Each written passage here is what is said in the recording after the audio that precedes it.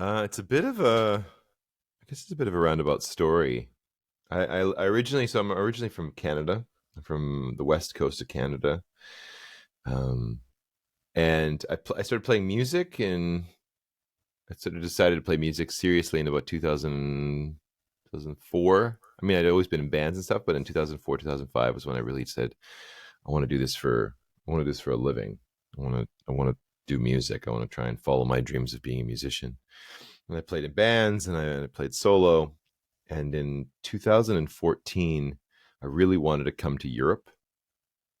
I kind of had, I just heard enough people kind of doing this sort of like grass is greener talk of like, oh man, if you play in Germany or if you play in Switzerland, people are so It's a much. bit like the promised land. Yeah, it's kind of this idea. Oh, these people are so appreciative, and they really listen. And there's just like, if you, oh, you just have to get over there, and it's just so different. And there is truth to that. There is sort of a, there's a lot of places you play where if a musician just opens a case and starts playing, people will really sort of give a lot of respect and be like, oh, art, amazing. Um, and even in Berlin, it's a really funny thing where how much people will in lots of rooms will just be completely silent, whereas touring a lot of Canada, you're just always battling sort of a loud crowd unless you're already famous, so you're already established. So, anyways, I ended up coming over to Europe, um, for a tour of shows, and it was basically I was trying to book it by myself, and it wasn't really working. It was like really hard to get people to respond to some random Canadian who wanted to play a show, even cafes, Just kind anybody. of get your foot in the door was Yeah, yeah, exactly. even that's a bit of a struggle. And then finally, I found this contact through a friend, and this person, it was a girl in the Netherlands, who was like, "Oh, you seem to be coming over here at the same time as this other artist, Benjamin James Caldwell.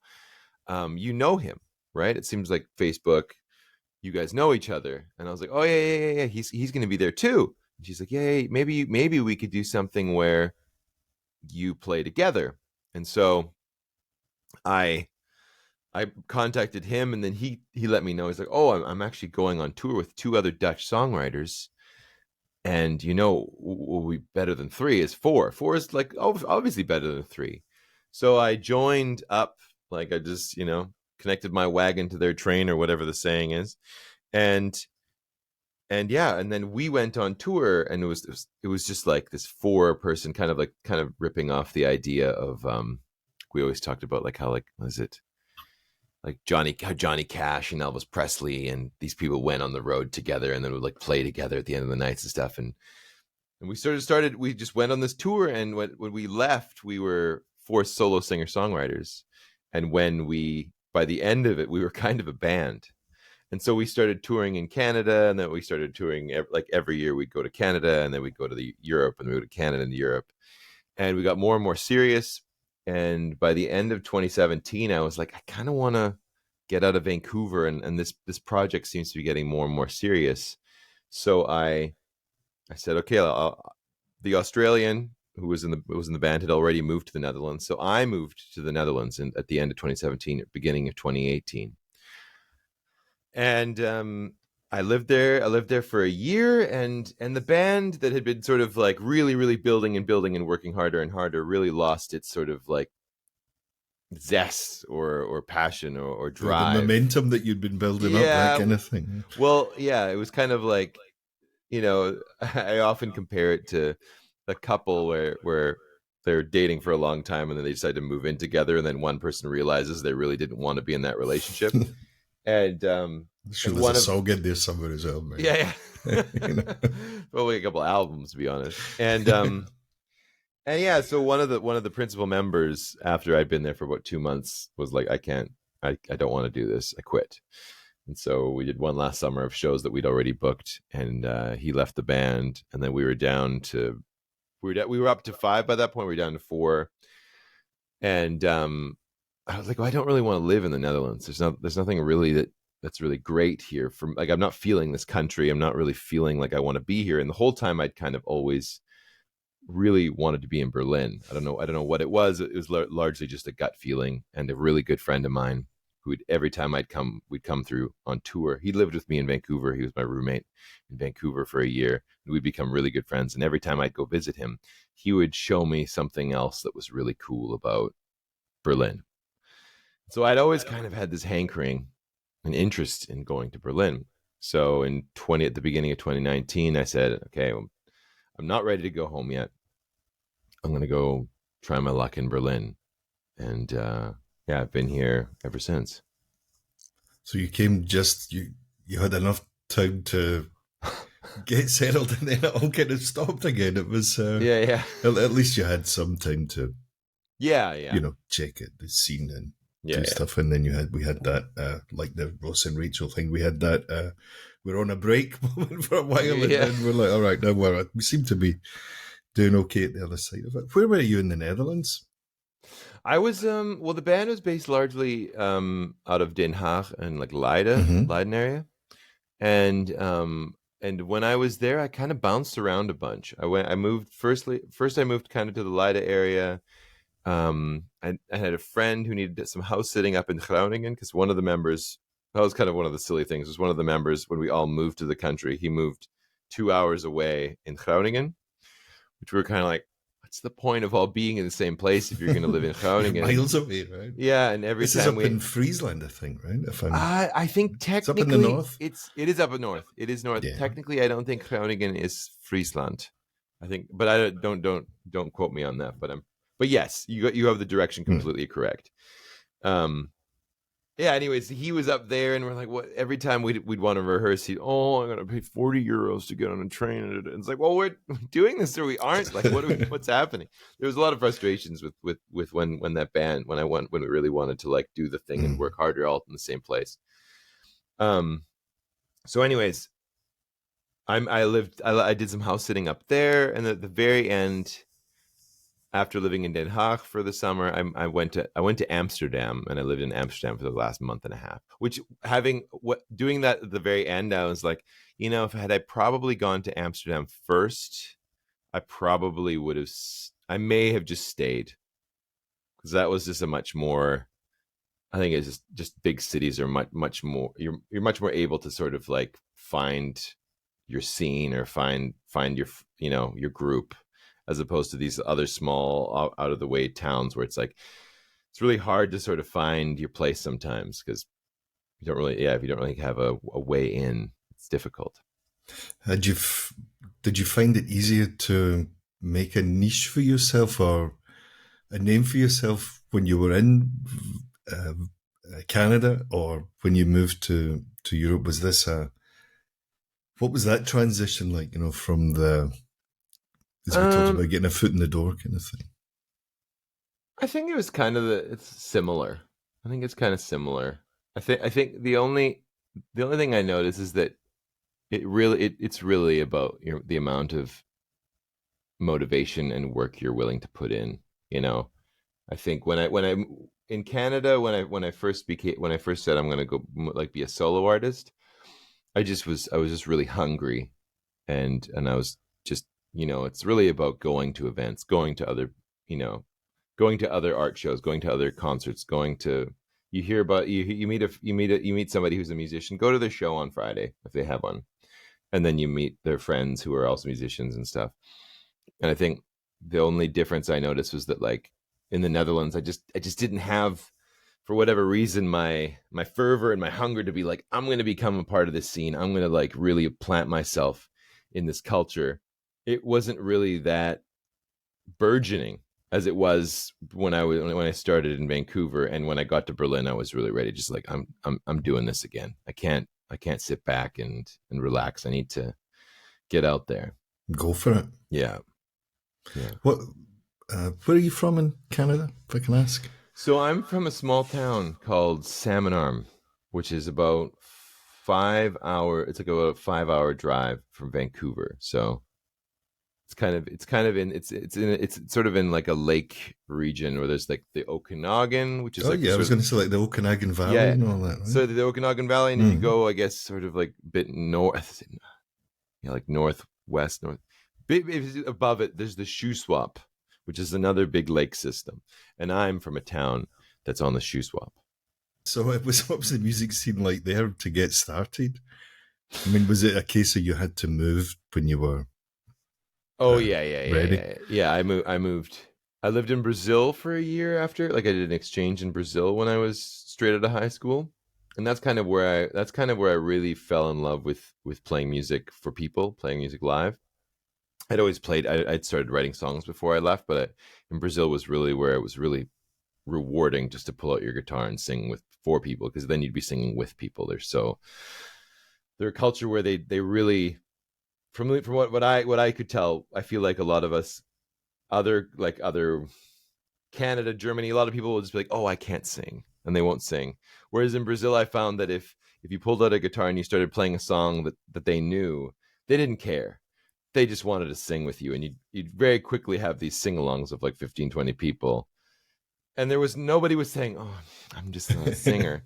And it was so nice. It was so much fun. It's refreshing, in fact. And, extremely, extremely. And so I moved to Vancouver to go to university right after that, and that's largely where I started playing in bands and sort of working in the music scene. Yeah. And since you've been in Berlin, you've been keeping yourself busy from checking out your website and your Spotify playlist, of which there are many. So I was getting a bit lost. I was getting down rabbit holes. Is he in this band or is he featured in that one? I was like, yeah, it was a very pleasurable rabbit hole. if that's not a euphemism, it sounds a bit euphemistic, but yeah, no, I mean it's very confusing. A lot of my like really good friends don't really know where to find things, or because I largely so I moved here, and then what happened, like I'd always been operating under Dominic Fricot, or the Folk Roadshow. So the Folk Roadshow was the band that I moved to the Netherlands for. And when at some point I started doing toplining. So toplining is like singing on dance music, or like like a DJ or a producer or whatever you want to call them will approach me and say, hey, I really want a vocal on this jam, this dance hit. And so I would write a chorus or whatever kind of vocal that they want. And when the pandemic started, I was like, I don't want to quit music, but I can't play live. So I just was like, well, I have friends who do this, where they just write vocals for dance music.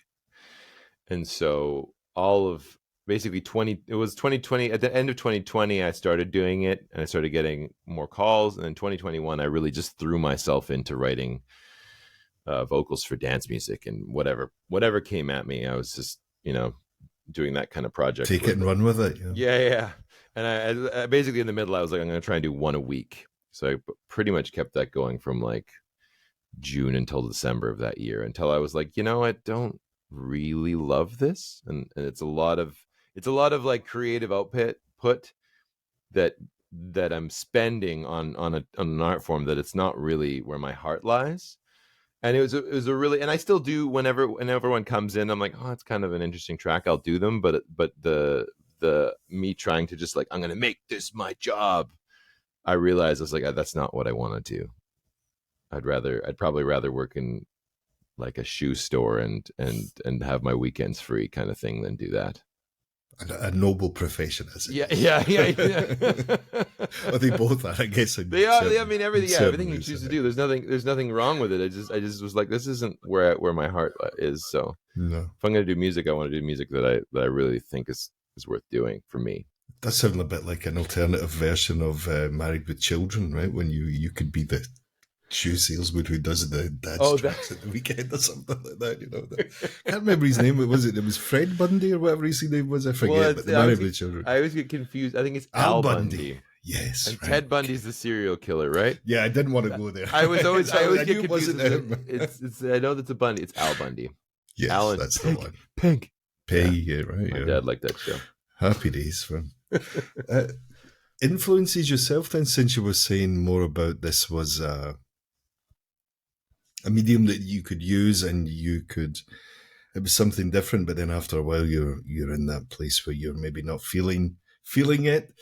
Mm-hmm. What kind of influence? What influences do you have, musical wise? Musically, That was a long question to get there. Sorry. it's a very roundabout way, but a Musical very classic influences. I can make question. it shorter there. Yeah. I mean, there's different ones throughout the years. When it like I often say like the ones that kind of made me pick up my guitar that still, I feel like people can still hear. It's yeah, like it's at the very beginning. I remember the first CD I ever bought was August and Everything by Counting Crows, and Brilliant. I sang along to that, and I think my voice ended up sounding a lot. Maybe I don't know whether this is the chicken the egg kind of thing, but my voice, I can do a pretty good Adam Duritz if I have to. And for a long time, when I first started writing music, people would be like, "You kind of sound like the guy from the Counting Crows." Now that was the first album of my memories. Yes. Right, so that's like their kind of breakthrough album, Yeah. Mr. Oh, Jones and yeah, exactly. Round Here and all that on it. Exactly. So that one, yeah, that was had a really big effect on me. And then, you know, when I really started picking up the guitar, I was really into grunge, and it was Nirvana, and then later it was Silverchair, and that was like how I taught myself how to play guitar, was just listening to those like grunge alternative 90s alternative stuff. And then in university, I really got into more of like the post rock, Radiohead, Sigur Rós, Mogwai. Oh, you're Scottish. Yeah. Yeah. I have You must Stuart. know those guys. I have Stuart. Okay, we all will hang out together right? Every other weekend, man. I have Stuart Braithwaite's book up here called his autobiography called Spaceships Over Glasgow. Okay. So I'm waiting for the holidays to, Okay. get into it a bit more. But yeah, Mogwai. Probably the loudest band I think I've ever heard. Everybody, yeah, they're. I remember the first time my friend who got me into them in university, when he invited a bunch of us to go see them because they came to Vancouver, and we're all excited. He wrote this long email about how, like basically like I will be bringing extra earplugs. You should definitely bring earplugs. If you have musicians' earplugs, better. People are known to like pass out and vomit because it's so loud at these shows. And it was like a, kind of one of those hilarious, really scary, like, what am I going to? Do I really want to do this? Yeah, they're like, they're punishingly loud, but I mean, it's kind of part of the thing, like sometimes like the little bit I've gone to Berlin clubs, it's kind of like, it's about how that bass like shakes your body, you know what I mean? Right. Like, and that's kind of the attraction, I think, when you go see Mogwai. And when I listen to albums, I'm like, it doesn't need to be freaking loud. But when I see them live, I'm like, yeah, of course, I want it to like Yes, sir. feel like everything is shaking. So that was, yeah, those are kind of my like up until university, and then ever since it's kind of like a lot of everything from Bon Iver and Sufjan Stevens, or Phoebe Bridgers is one who's kind of crept in the last couple of years, so I really really like. Or Iron and Wine. There's probably my favorite who've like surfaced lately, who are kind of more indie but are quite well known, I guess, in like the musician scene, are Andy Schaaf and Leaf Fullback.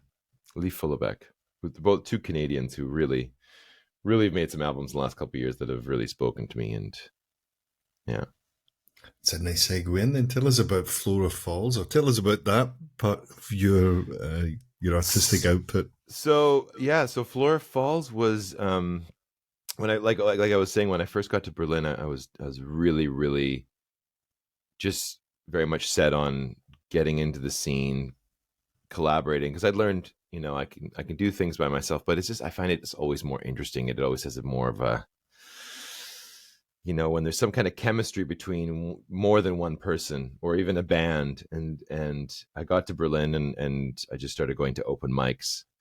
And I think probably the third open mic I went to, Bree Robertson, who is the other member of Flora Falls, an Australian, was playing the same open mic, and we met backstage before the show. They do like kind of like a chat through with the artists who were going to play, and then I saw her play, and I was like, man, just great voice, and we were hanging out, and we just kind of had a chemistry. And I was like, like, do you want to, let's have a songwriting session. She was like, yeah, okay, yeah, great. Which I found out later. What that means, right? Yeah, It's yeah, like, yeah. Which I okay, found out later. random strangers. She was dreading. She was like, she just kind of, she says yes to a lot of things, um, and leading up to the songwriting session, she was like, I don't know about this. Like, I've only ever songwritten with my brother and sister. I don't really do this. Like, she almost didn't come. Like, she was like 5 minutes away from just being like, I can't. I'm sick. And then she came, and we just it was just one of those things where the chemistry was so easy and clear from the get-go. Our voices just naturally could harmonize with each other. The timbre of our voices somehow just worked from the get-go. And we wrote a song in the 2 hours that she was at my house. And it was like, wow, that was really, we really, really, really loved the song. And then we kind of had two more songwriting sessions, which both bore a song. Like, it's kind of one of these funny, not, it doesn't work like that with everybody. I think I've had that with maybe her and, like, I want to say half another person, where every time we sit down to write a song, we finish a song. It may not be like our favorite song, but it's like we sit down, we have a basic idea, and boom, at the end of 3 hours we have a new song. um it's really quite magical. So yeah, that's the project we basically started writing together in 2019. We put out our first song in April of 2020. We were like, oh, we're gonna put out a song, and we're gonna start like playing shows, we're gonna go on tour, and we're gonna just build this project. And it was like, hold Not on. yet. So we did a lot of pivoting in those couple of years, and I was like, you know what, let's use this to our advantage. Let's just learn a whole bunch of cover songs, so that if we get called for a wedding or some random gig that they can that still has to happen, or that can still happen, we can do that. And so yeah, we just kept writing and kept learning, and it's been really a really great process that we've been going. I think we've been to Switzerland 3 times on tour in the last year and a half, or a year. Last year we've been to Switzerland 3 times for tours. We're going on our second EP release tour in November of Germany, and we just put out we just pressed our first vinyl, our first LP. So Fantastic. Well, there yeah. was a nice thing social media yesterday where you're kind of, or maybe I shouldn't give too many spoilers, but you were recreating the scene of the panic when you realise who's going to play on this tour with you, or that kind of thing. It's Yeah, a bit yeah, like, yeah, yeah, do you know? yeah, I don't know. Like, no, I don't know. It's like, yeah, yeah, yeah. nice That's thing. another. That's a funny. It's funny. So she came from theater, which is also kind of, before I went to Brazil, when I was 18 or 17, I guess I was very much torn between, oh, I love these two art forms. I love theater, I love acting, and I love music. And I came back from Brazil thinking like, no, I want to do music. Like, I love acting. I love being a ham. But I'm going to do music. I'm going to do music. And Brie comes from theater. She studied theater. She's a theater kid. And all these, as these things pop up with social media, there was a while where it was like, like, oh, Instagram is really pushing reels. They're really pushing reels. So we need to start doing reels to promote ourselves. Well, it's threads now, man. Apparently, we're on Yeah, to it's something else. We're on to the next I one. Right? every time, like, often if one of these new ones comes out, I'm just like, I'm not even gonna pay attention until I have to, but I probably should just be paying more attention. But anyways, at the time it was reels. And and we so okay, we tried to start making reels, and we just started doing like these comedy reels, which is really funny around Berlin, because I feel like because we do one a week. We do one, like, we try and do one every Tuesday that comes out. And a lot of people know us more for our reels than they know for our music. Like, our musician friends will go, You might be surprised there's something at the end of this. Yeah, yeah. There's like a tangible thing there. Yeah. So not just two goofs. Yeah, so we do a lot of silly reels like the one you just saw, and we do music as well. Well, it's nice. It's a nice touch. Yeah. It's yeah. a spin on something else. Let's put it that way. So because there's a lot of just looking at the mic or the camera and then saying what you got to say. But if you can add a little bit of Mm-hmm. extra dimension to it as well. Yeah, It kind of builds up that totally. little bit of drama, literally. Yeah, yeah. What other projects are ongoing then, Dom? So Flora Falls are going to be quite busy in the next, you were saying for like 6 weeks or something you're going away? Well, we're going. Well, Or a few Flora weeks? Falls. So yeah. So all of August into the beginning of September, Folk Roadshow. So the band I came over to Europe for, Ah, right. we're Yeah. doing our final tour. I don't know if I should say we basically we had a tour that was supposed to happen in April of 2020, and that just got canceled and pushed and pushed and pushed and pushed. And we got an offer to play in France last December in August, and it was like, maybe it's time to do this unfinished business tour. And so Bree is like Flora Falls, because we were always a 5-member band, and whenever we go out as 4, we're always kind of like, should we bring somebody? And so because it's very much a vocal harmony driven group. So yeah, we brought a couple other people with us, and so there when we were meeting before, we said let's bring Bree, and I was like, I think Bree would be down. So it's kind of like Flora Falls is joining up with Folk Roadshow, and we're going to be going on tour across Germany, the Netherlands, and France, August and September. And then, like I said, Flora Falls will be touring in November, and in and around that, I'm still doing Dominique Fricot, my solo stuff. I'm going into the studio and I have a couple collaborations with other Berlin artists. Just waiting on a mix for one right now with my friend and another artist named Fedbo, and I'm going to the studio in a couple weeks with another artist named October, and we're doing a collaboration. So I'm kind of working on my next solo album as well, in and around.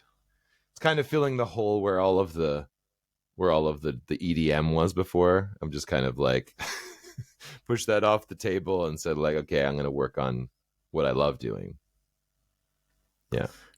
Audience wise, or even from a booking point of view, where we kind of started our conversation today, is booking become, from past conversations with other guests, they always said, like, this is always the pandemic didn't help, but I think even before that, the booking situation in Germany, it might be 6 months, a year in advance, Mm-hmm. or if you hear back from someone, that is, it's just, how did you find that? Did you do the tour booking yourself, or did you have a bit of a collaboration?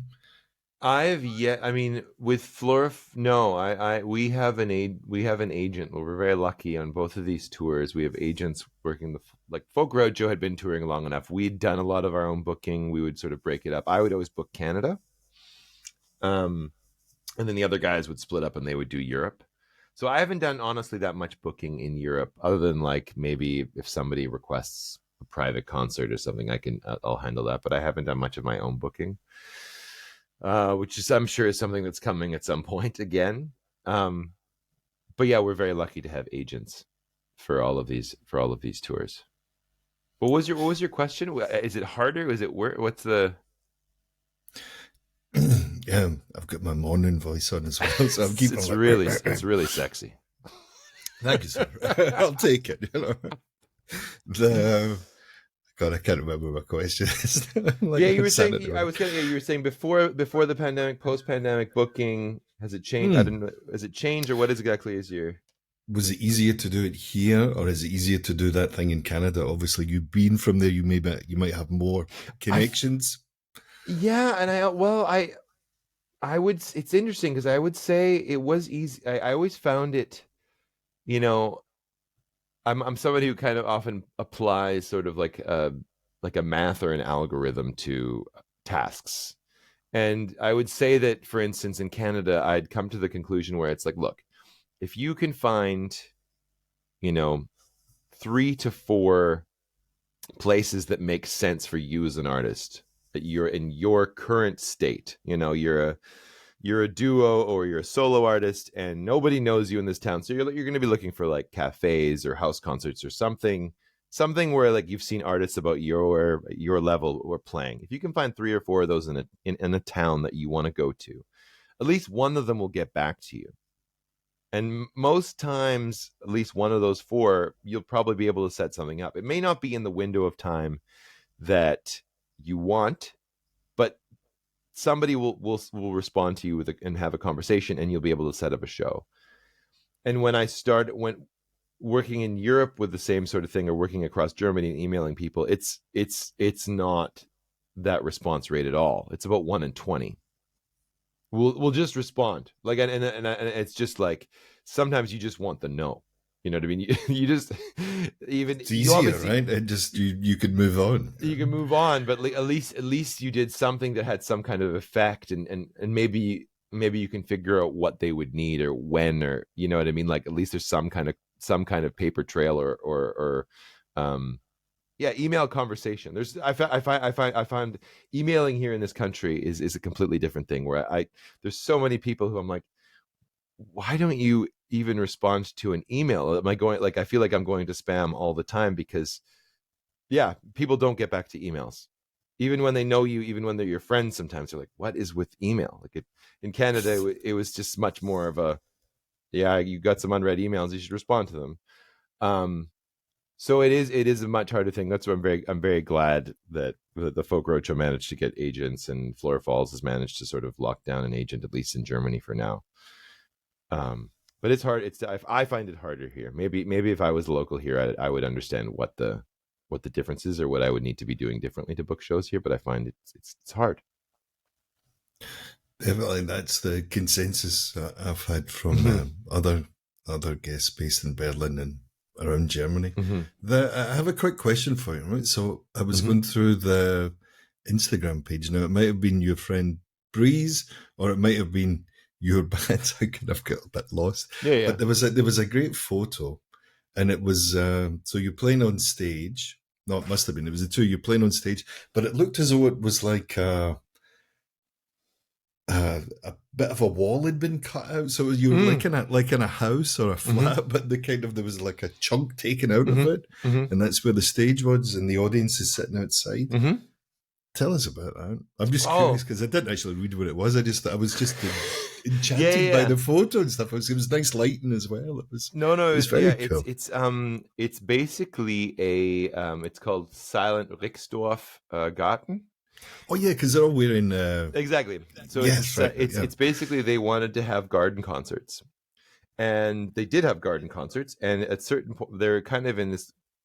It's really funny because it's this really quiet neighborhood in the middle of Berlin. That sometimes you just have, like, you turn down a corner and then all of a sudden you're in the middle of the mayhem, and right over here in between several loud things, it's just this quiet little section.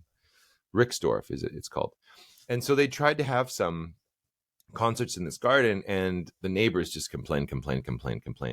And their workaround was to basically, well, let's do a silent concert where we can set everything. I think they had the right person who they knew, who kind of was doing these. He'd been doing other concerts where it was like bike concerts where I've seen this. Yeah, yeah, like Tempelhof maybe, or that exactly. direction. Yeah. Yeah. So he'd pull the artist. The artist would sit like on a whatever those things are called when you pull them behind a wagon, and Hmm. yeah, and people would just cycle around with headphones. So they kind of had connections with that team, and so they just went together. And what you're looking at is basically a garden, and I think whatever that building was is kind of like half of a ruined. I don't even know what that was. That sort of hut, and so that's how they built the stage. And it's really quite funny. The funny part is, like, the bathroom is right next is in that building next to the stage. So there's a lot of people, like, coming up while you're playing. Gotta go pee. You can't. No, you can't. You get that look. You're like, all Yeah, you're right, like, oh, yeah, hey. that's weird. But yeah, nobody can hear anything because everything is headphoned. So it's not like you hear, like, having the flush and everybody's going like, oh, somebody went to the bathroom again, because that's at least a good thing. But it's a really really cool spot, and I think they shows like once a week during the summer, and they're kind of not private, they're not secret, but it's a really cool spot. It looked quite like nicely lit and Mm-hmm. so on. But yeah, it was just that kind of unique angle to it as well. I'd never Mm-hmm. really seen it done like that before. But now you mentioned the bikes and so on. Because you see all Mm-hmm. these people on bikes with big smiles and big grins on Yeah, them, yeah. and everyone looks just right into it. Uh-huh. An unusual place that you've played then, since is that one of them, or have you played in many a barn or a living Played it. room? I played in Well, living barns. rooms are normal, I guess. Living room. Yeah, it's so Yeah. funny. The amount somebody. Yeah, living rooms are super normal. Somebody at a living room concert came up to recently and was like, "Oh, if you played, it was a garden concert, and they were like, have you ever played for three generations of?" Because there was like grandpa, fathers, hosts, and the kids. And I was like, we play living room concerts all the time. But actually, then when I announced it from stage, they were like, actually, there's four generations because the great grandma was there. And I was like, that's something I don't know That's if I've different. four generations. I don't know if I've dealt with. Um, Interesting place. It's I, it's a good question. When we started playing as the Folk Road Show in 2014, it was a lot of squats.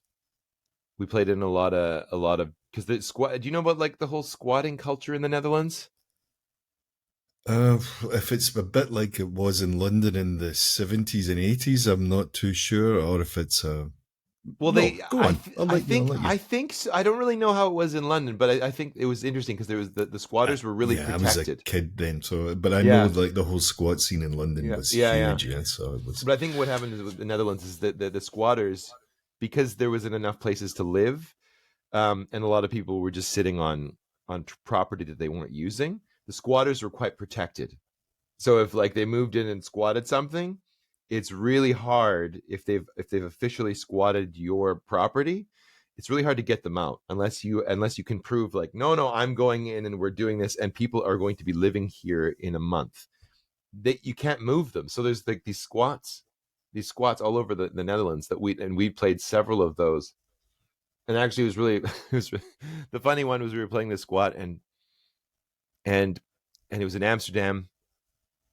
And it was actually a squat that had been squatted by the university. I think university students had taken over this building and then What sort you of do, just man? Right? It's a incorporated bit it. wacky, isn't it? Yeah, incorporated it into like the University of Amsterdam, and it was some group had squatted this building. And we played our first half, and we took a break, and this like random acquaintance friend of mine was like, "Oh, I brought these other guys. They're musicians, and they're on tour." And I was like, "Oh," and I started talking to them, really nice guys, and I said, do you what's your guys' band name?" And it's kind of loud in the room, and they're like, "Oh yeah, we're in a band called The Fray." And I was like, "What?"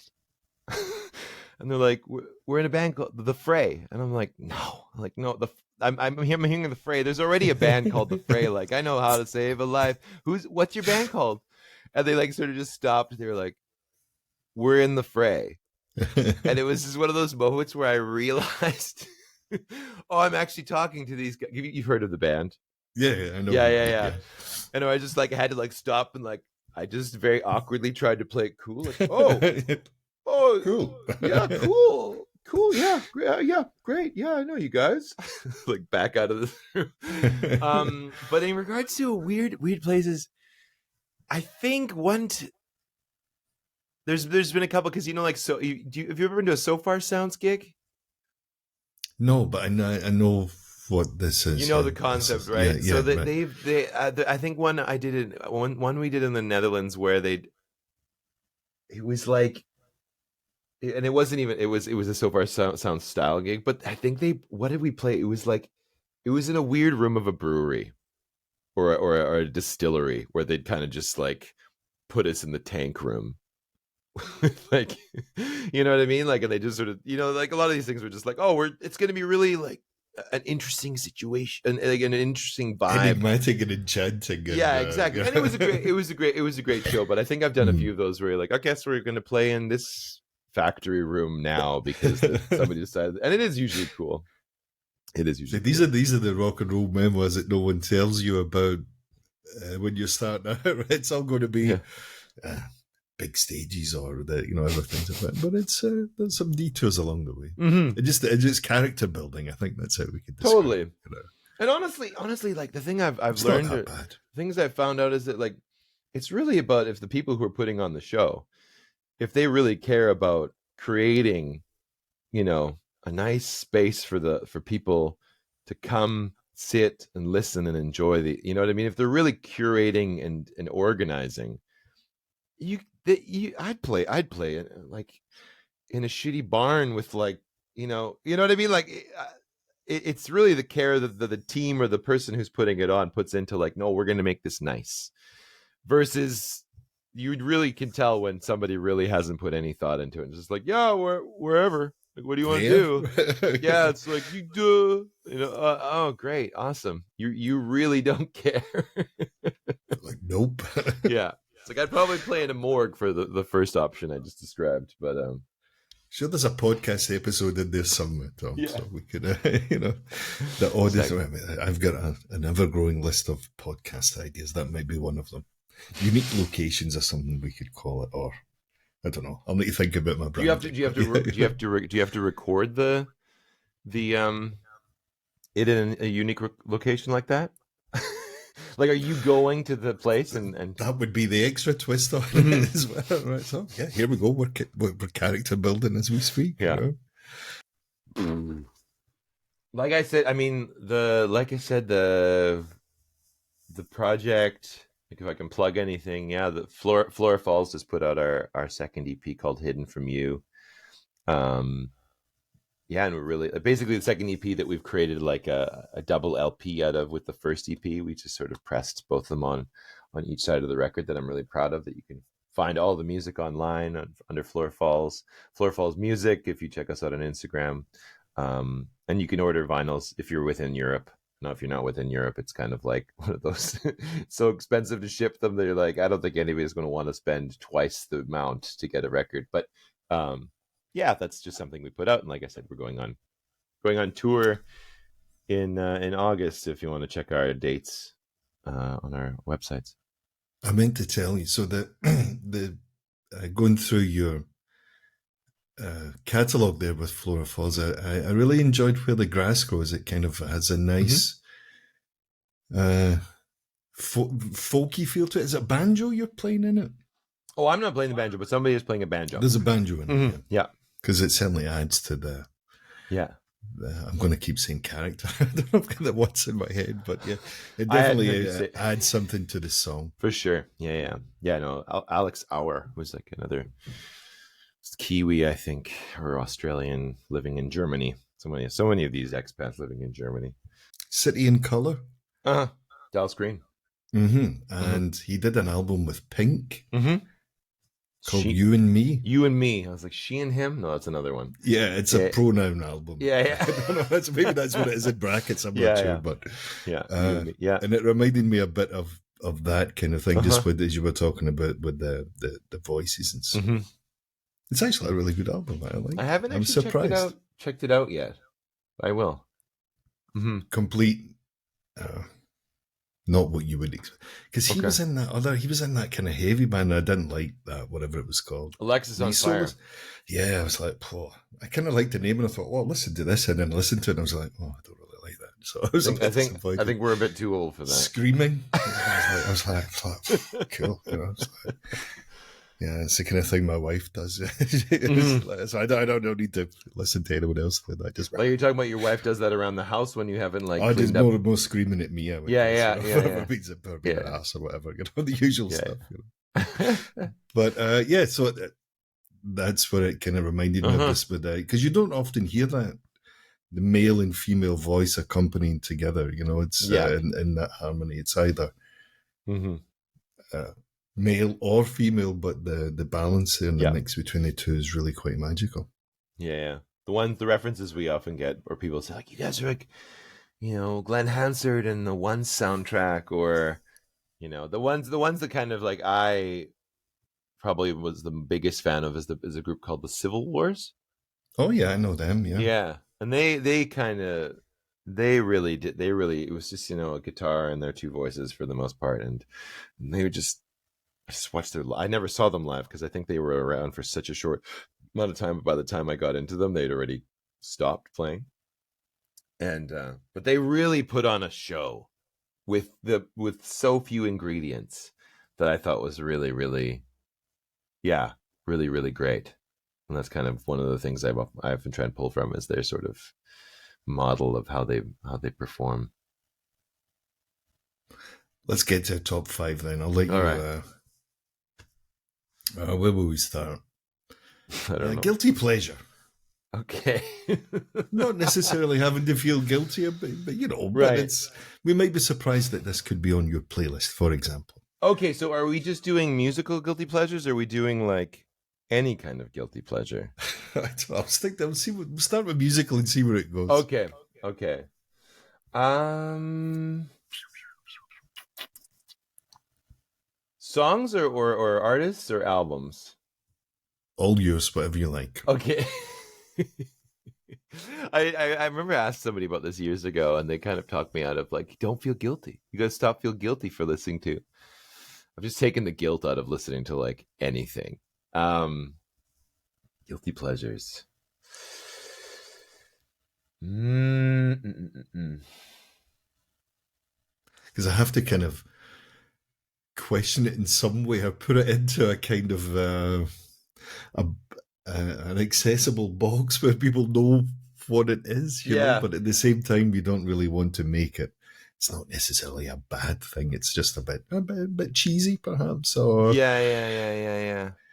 I we mean, it's lapse like into it from time to time. it's funny, right? Because like, okay, like I'll put the first one I'll put on there, and I wouldn't say it's more just a guilty pleasure sometimes of like how much, you know what I mean? Like I think, for instance, if you listen to a song like I really love the song called "The '90s" by Phineas, who's the producer. He's also his own artist, but he's the brother of Billie Eilish, Oh yeah, all right, yeah. and he's got this song called "The '90s." And I'm kind of a '90s kid, and it doesn't really reference anything from the '90s, but it's more just the amount I listen to that song, like, and the amount of times I go like, oh, I want to feel good, and I'll put on that song while I'm baking bread or cleaning the living room or whatever that is. I think it's kind of the amount of like if you could actually see, which you can. I think I just learned about an app the other day where you can actually see like all of your Spotify, like everything you've ever listened to on Spotify. Um, but anyways, if you saw the amplitude, the amount, and the frequency that I listen to that song, it's like that's kind of you're guilty. Guilty as charged. It's charged. um, for a while there that I haven't listened to it in a while. Although I should say that one of the projects I've completely forgot to mention because I've had so many. I'm in a covers. Basically, we're releasing a covers album, and the concept was basically like we put a bunch of guilty pleasures to basically kind of like a ukulele style croonery kind of chill music style. And so we started on, oh, let's go, and we got the funding to go make this album. And one of the songs on it was Firework. Yeah, Firework by Katy Perry. Mm-hmm. That Katy Perry record, at least the middle of it, with like Teenage Dream and all that stuff. I would have called that a guilty pleasure when I was really There's listening some to it. classic pop sensibilities on That's that just whole album. Yeah, the it's writing re or the it's writers. yeah, it's really good. It's really and like when you play these songs, when I learned how to play these songs, you realize kind of like, oh my god, that's so well written. Like These are good songs. these are really It's good just the way songs. it's packaged might not be Yeah, it's just like your this is particular pop. This choice. is really pop music. Um and so yeah, you realize how well crafted they are and how basically anybody could have probably taken them and actually made this a hit song or a successful song because it's so well written. So I'd say that Katy Perry album is definitely in the list. Um, that's two. This is gonna take me an hour to get through. Oh, we'll Uh, move. We'll move on. We'll come back if we need to. That's all right. I think two's a good starting point, okay. and then we can always keep in touch about, when it drops into your Into my psyche. mind. You just like, I'll send you. yeah, I'll be the person sending. I'll better. be the person sending you My voice memos. WhatsApp Like, will be yeah, yeah. going Oh, I off the just thought of charts, one. man. Um, Give me a second. I Give me a was, second. Give me a yeah, second. yeah, no problem. I almost need to. I'm just gonna open my Spotify real fast because I feel like there's something that's just like that I should know. Um, Du-du-du-du-du. Um, can you give me one of your guilty pleasures while I search? Like, give me an Definitely. example. So I just started going back to the gym again after a bit of a hiatus, and yesterday I was doing the elliptical machine thing for maybe like 40 minutes or so. And I just have a rock playlist, right? So it does what it says in the tin, right? Because I can't really be doing anything else as I'm doing that Uh-huh. type of workout. And I, I did a screenshot of the song it was on at the time, and I thought, okay, I'll post this later on. So you'll find it on my Instagram page today. And it was ZZ Top, Hell Drink, no, was it Hellraisers and Beer Drinkers? And I just put a little message, something like, I wonder if anyone else is listening to this in this, or what are other people listening to at the gym at this particular time when I'm here? Yeah. And I think it's not this, right? Okay. So I'm kind of curious, what do people listen to when they go? I know what people listen to when they walk the dog. You Mm-hmm. know, they might Mm-hmm. listen to a podcast or some easy listening or some metal or whatever it is. Right. But in the gym, there seems to be, it has to be electronically driven. I Yes. think. Well, I think it's gotta move. Like, yeah, I think people like the electronic too. I'm the opposite. I just like listen to rock music if I go Right. to the gym. It kind of yeah Right. motivates me. Okay, so to the just getting. UFO. So was I listening? So there was some real kind of 70s class. It was Judas Priest. There was UFO, like Old White Snake. And would you call that a guilty pleasure for you? No, Okay. Okay. but it's kind of guilty-ish. Or if I'm going, Uh-huh. then if I get into the other playlist section, though, then it could be anything. You could get Clarence Carter patches or something like that, or Mhm. whatever, because I never know what's coming on these ones. You just save loads of songs and then you just Yeah. hit the random button and you go on. So I always kind of stick to if I'm at the gym or walking or something like that, I stick to the I know what's coming, more or less, Right. playlist. Yeah. But yeah, all those kind of 70s songs I like Bread, Oh, okay. like Make It Yeah. With You or Guitar Man and all that kind of Yeah. stuff. I mean, that's a bit of a guilty pleasure, I think. But he's Gotcha. David Gates, the guy's name was. Okay. Stuff like I'm quite fond of that from time to time. Okay. It's funny. Like when I was just going through my Spotify and realized like what we like almost what I would apply guilt to, or like what I would assume that I need to apply guilt to. Like it's a lot of it's like if it was for me, if it's from like the 70s or the 60s, it kind of immediately takes it out of a guilty pleasure thing because there's somehow even if it's like as poppy, like the Beatles were pop, you know what I mean? Like, but there's always this sort of like, well, there's some kind of sophistication to it if it's like over 30 or 40 or if it has a certain vintage. Even though, you know what I mean? Like, I think in 35 years from now, you could probably take out Katy Perry and Madonna out of guilty pleasure because it'll somehow bear this sort of historical significance, and you're a well listened music lover if you know these things from 30, 40, 50 years ago. Whereas when I think of my immediate like reaction, I said Katy Perry, or it's like these, like the other one I was about to say is like I think it's Charlie XCX, Mm-hmm.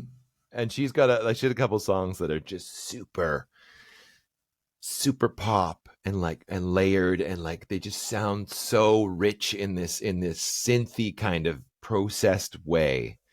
That I Well, now you mention it, I'd never really listened to The Weeknd before, but then that's whatever it was last year, the year before when he did the Super Bowl thing, uh-huh and so I'd never listened to him. I just was like, yeah, whatever, right? So, yeah but yeah apparently he's quite popular. Apparently, so yeah but and his name's not The Canadian. Weeknd anymore, and Canadian, of course. But Canadian. Yeah. whatever. He's changed his name or whatever.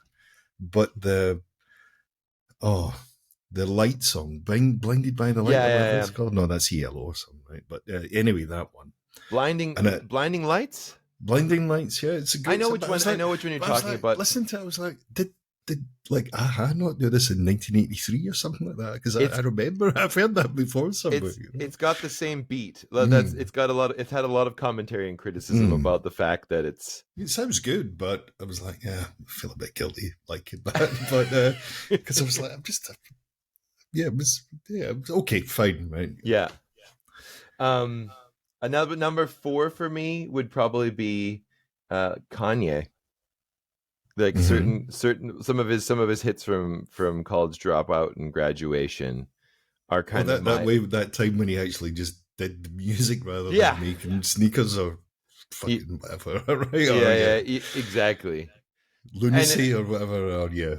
And it's funny that it's guilty. I think I don't know. I don't even know why it's guilty. But there's I guess there's a couple of those songs like Jesus Walks or Get 'Em High or what's that one is like yeah, I'm living in the 21st century doing something, doing it better than any stronger.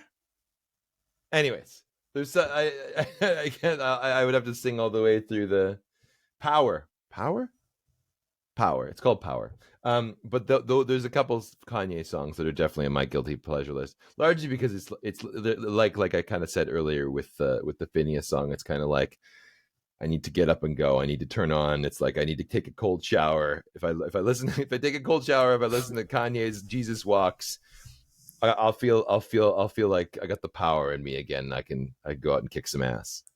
Whatever gets you to the next level. When you got to do what you got to do. Yeah, exactly. And the last one I just thought of, and I can't actually remember. It's another like '90s pop diva who had like one hit, and I remember there was a couple years ago where I just couldn't, like, it was like I was like, I just can't stop listening to this song. I can't remember that. I can't. It's not Jessie J because she came out later. Oh, white girl, red hair, I think, pop star.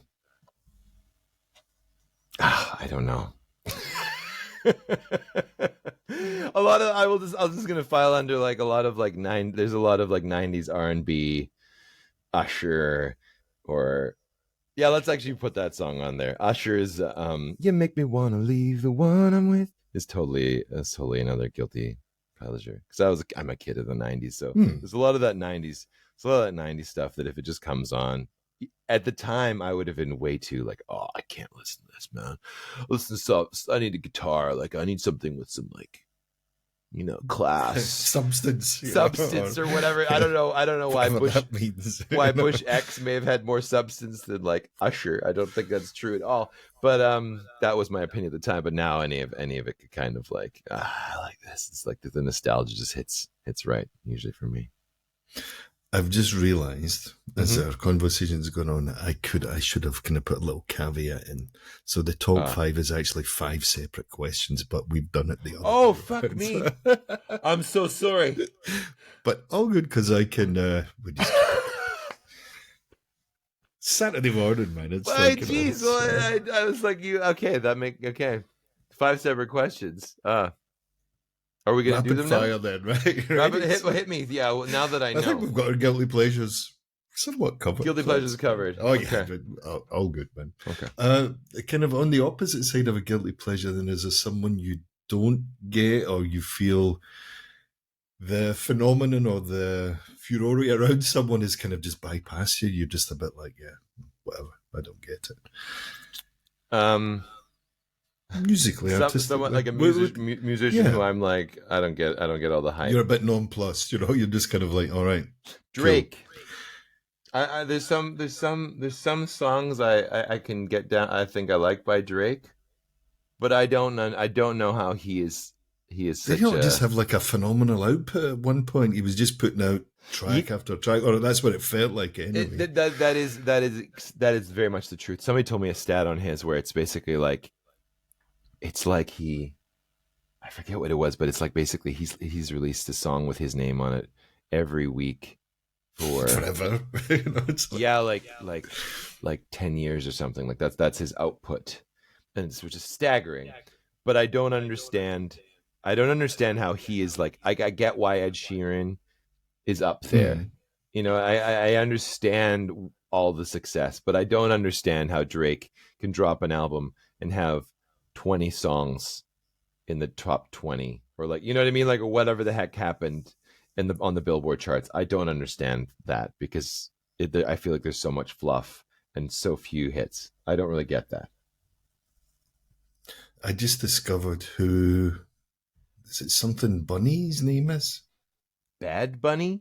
Bunny. I was like, what the fuck is it? I was like, what is this? Right. So it was apparently like Messi has moved from where was he playing? Paris Saint Germain, and now he's gone to play for Inter Miami, right? So it's David Beckham's team and all this bollocks, right? Anyway, so they're getting ready for his.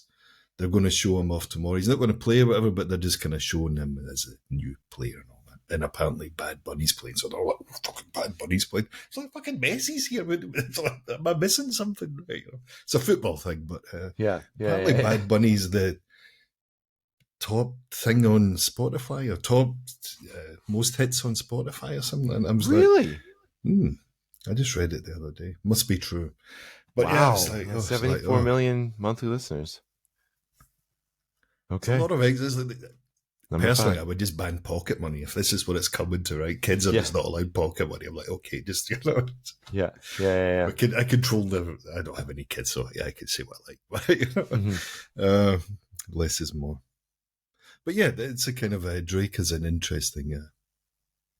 I don't know. Does he do anything different? That's it? It's just the same kind of shtick over and over again. It seems to work. So it seems to work, and he kind of came in. Yeah, I don't know. He kind of came in with everybody on his side. You know what I mean? Like he's just done collaborations with every single big hip hop and R&B artist right off the top. I mean, it's not that I don't like him. I just don't. I see him in the crowd, like I can see him there, but I don't know how I don't understand how he's kind of become somewhat of a right? Yeah, like how are you kind of like the kingpin or something of this? Like when you see him, like he's for the years he was like right up there in the top 3 of the Spotify, and I'm like, I don't really get it. Although I do a cover of I do a very slow like piano cover version of used to call me on my cell phone, which I just did because a friend asked me to do it, and I was like, this is the worst. I think I'd said this is the I don't get the song, it's the worst. And then I was doing something for charity, and I was doing cover songs for charity, and that friend had totally cashed in and was like, great, I'm giving you the charity $100, you have to learn this song now. And I was like, oh no. But things you have to do, right? Yeah, having played it, I was like, actually it's kind of fun. But I find it comes back to a guilty pleasure, isn't it? Yeah, exactly. So we've done those two, and go-to karaoke song if you're in the mood for it, right? If you're in such a my go-to karaoke song for the longest time has been, or was it, I haven't been in a while, but it's been "Kiss" by Prince. Classic, man. Yeah. And I could do that. Can't really go wrong with that. You No, know? You get the dance moves going. You get the, you get for the stops and everything. And it's just People are always kind of surprised by the falsetto. Like, oh, he's a very tall man with a very high voice. It does happen, right? Yeah, so, yeah. That's a classic one. Favorite venue, Dom, that you've either played in, or you've played in many a venue in many a country now, but is there a venue that you particularly enjoy playing? You've had a nice time. The Folk Roadshow one time we didn't play the big room.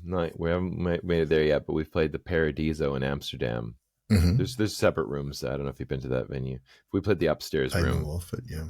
Because the Paradiso's it's always on the tour. Yes. It's one of the bands of a certain. Exactly. That's one of the.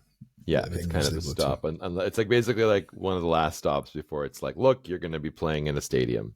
You know what I mean? Not that it's anywhere near the size of a stadium. I think when you're playing the big room, I think it probably fits 1,500 to 2,000 people. But it's kind of one of those last stops before you're like, okay, you're Michael Jackson. Like you play stadiums now. But that was a really nice night. Really wonderful experience. And tell us someone, I think this will be the last one then, if my math is right or my arithmetic is right. Tell us someone that we should be listening to, someone that's maybe not on our radar, but you would like to kind of, share some names with us of artists that we could enjoy for the first time, or someone we might not know. Well, the two pals of yours too. I mean, whatever you like. The two I definitely already mentioned would be I don't know how big they are. I feel like they're still kind of indie. As Leif Fullbeck and Andy Schaaf, they're both Canadians. I don't know where like listeners are, but I feel like they're well known in Canada. But like I don't know Are they They have getting a like airplay on CBC and things like that, Dom? oh Or are for they? sure in Because Canada they CBC. in Canada you have that Hmm. policy. I don't know what it is. It's every third song CanCon. has to be Canadian, is it? Yeah, Yeah, I forget Canadian exactly. Canadian content. So yeah, Mm. yeah.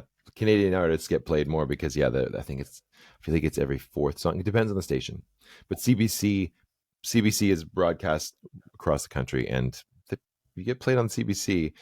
It's nice as an artist because there's so many people that like so many different radio stations that pull from it. So I think it's like $30 a play. So it's like, oh, that's nice. Um, There's lunch and dinner yeah, for 2 days exactly. at least. Exactly. It's Maybe even a week, right? oh, it's very nice. But yeah, so that's those are two bigger Canadian artists.